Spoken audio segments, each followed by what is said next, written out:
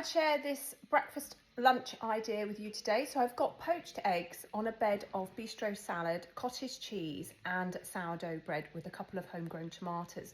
So there is 35 grams of protein on this plate. That's a great amount of protein to kickstart your day. There is only 13 grams of fat, of which come from a healthy source. So both the eggs and the bread will give you a little bit of fat. There is on average 48 grams of whole carbs, and they mainly come from the bread and a little bit from the salad.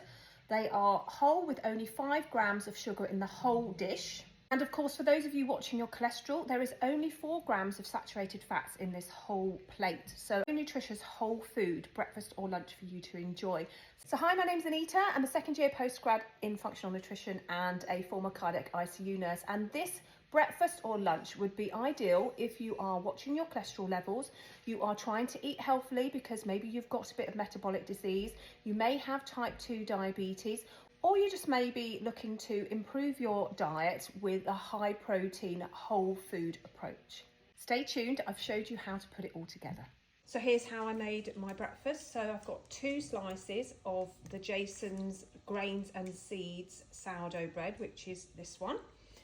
And I'm going to put on the bread 100 grams of cottage cheese. So I use the Longley Farm cottage cheese, and 100 grams of that has around 10 grams of protein. So we're going to just put in some of this onto each one. And we're just going to spread that around like so.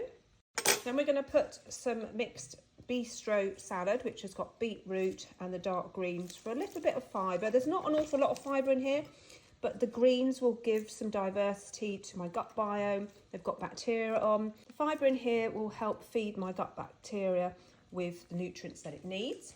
I'm then going to add 2 poached eggs. So 1 poached egg on top of that one and another poached egg on top of that one. And these eggs are large eggs, so they do contain a little bit more protein, about 6.8 grams of protein per egg.